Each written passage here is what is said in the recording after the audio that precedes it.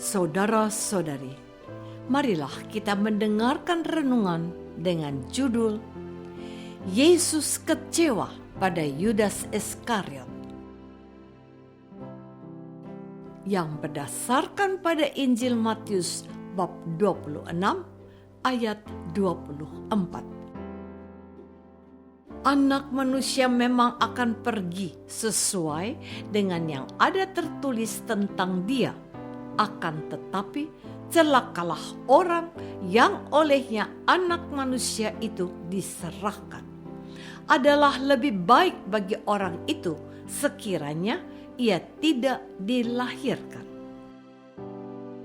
Dalam nama Bapa dan Putra dan Roh Kudus. Amin. Saudara-saudari terkasih dalam nama Tuhan Yesus Kristus. Perikop Injil Matius bab 26 ayat 14-25 hari ini memberikan gambaran yang menguras emosi para pendengarnya. Seorang Yudas Iskariot baru saja menawarkan dan menjual Yesus kepada imam-imam kepala, dan harganya ditetapkan 30 keping uang perak. Orang ini juga tanpa merasa bersalah ikut serta dalam perjamuan Paskah yang dilakukannya bersama dengan ke-12 muridnya.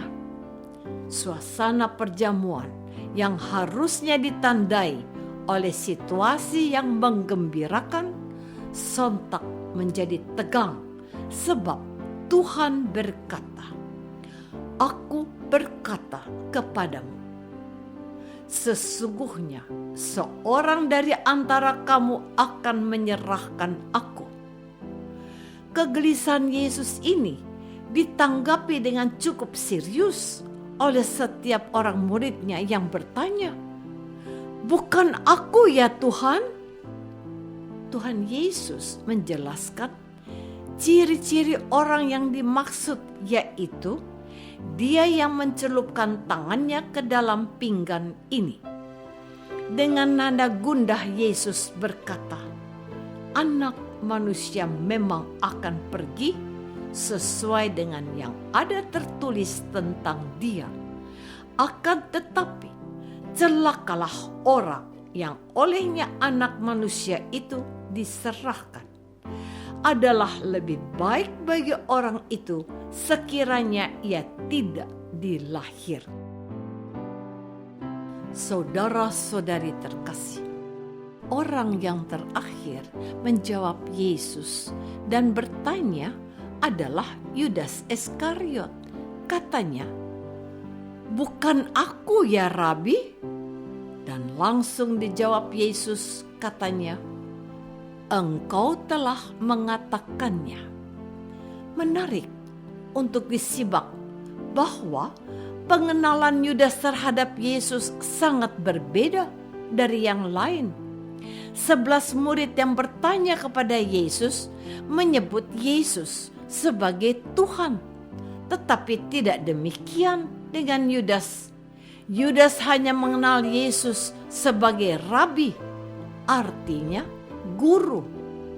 Penginjil Matius melukiskan bahwa Yudas mengalami degradasi atau penurunan nilai pengenalannya akan Yesus yang selama hampir 3 tahun bergaul dengan mereka.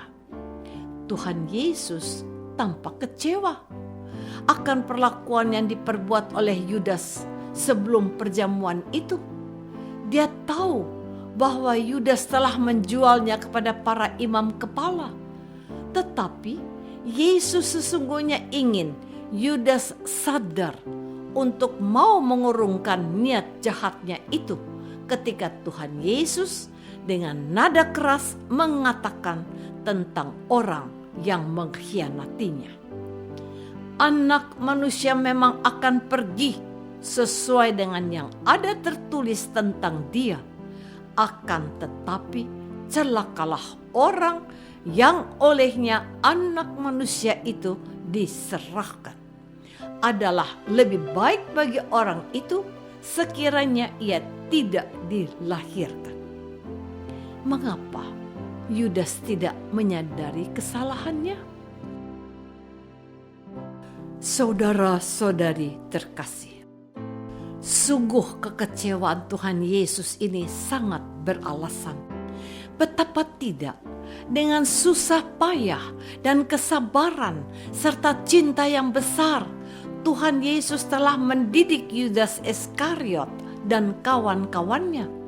Tetapi orang yang sudah dikasihinya itu malah mengkhianatinya.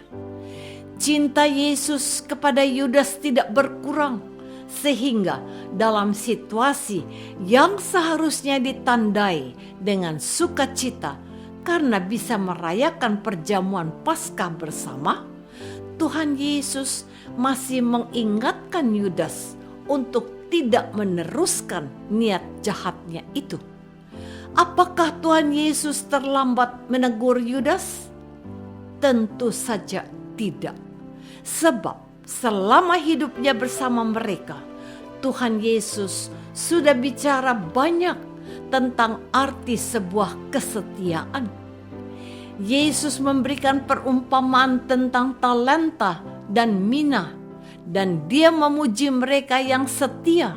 Katanya, "Baik sekali perbuatanmu itu, hai hambaku yang baik dan setia. Engkau telah setia memikul tanggung jawab dalam perkara kecil. Aku akan memberikan kepadamu tanggung jawab dalam perkara yang besar." Matius bab 25 ayat 23. Yudas adalah juga salah seorang dari para rasulnya yang mendengarkan apa yang diajarkan oleh Yesus. Dan tentu masih banyak lagi didikan Yesus yang telah didengar Yudas ketika Yesus mengajar orang banyak yang mengikuti dia. Bukan hanya kata-kata Yesus yang didengarnya, tetapi tindakan-tindakan Yesus yang membuat orang banyak terpesona kepadanya juga dialami oleh Yudas.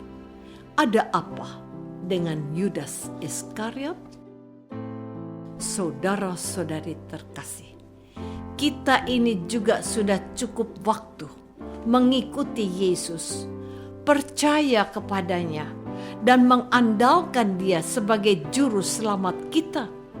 Setiap hari Minggu kita mendengarkan firman Tuhan dan merayakan Ekaristi bersama-sama dengan saudara-saudari seiman. Kita diundang untuk mengikuti kegiatan bersama seperti pendalaman iman dan ibadat rosario dan kegiatan kerohanian lainnya yang dapat menumbuhkan dan menyuburkan iman kekristenan kita. Pada bulan September misalnya, gereja mengarahkan kita untuk bergaul dan bergumul dengan Alkitab untuk menimba kekayaan rohani yang terkandung di dalamnya.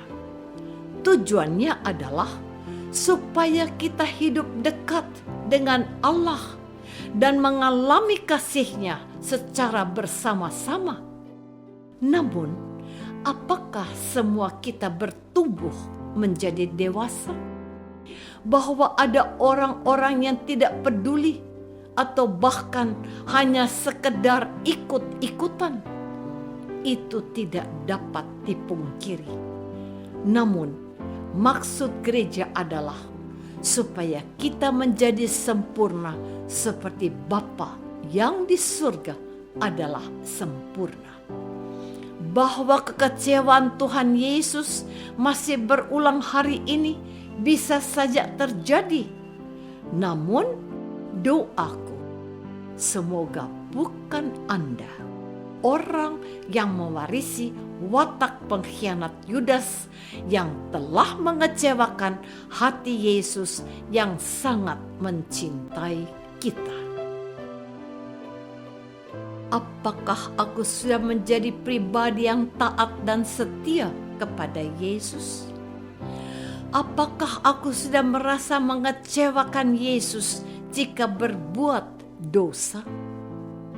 Marilah kita berdoa. Bapa yang Maha Baik, kami merasakan betapa kecewanya Tuhan Yesus pada Yudas Iskariot. Tuhan Yesus mencintainya, tapi balasannya justru mengecewakan. Bantulah kami menjadi orang-orang Kristen yang baik dan setia, mendengarkan Dia dan melaksanakan firman-Nya juga. Demi Kristus, Tuhan dan pengantara kami. Amin. Semoga kita semua selalu dinaungi dan dibimbing oleh berkat Allah yang Maha Kuasa, Bapa dan Putra dan Roh Kudus. Amin.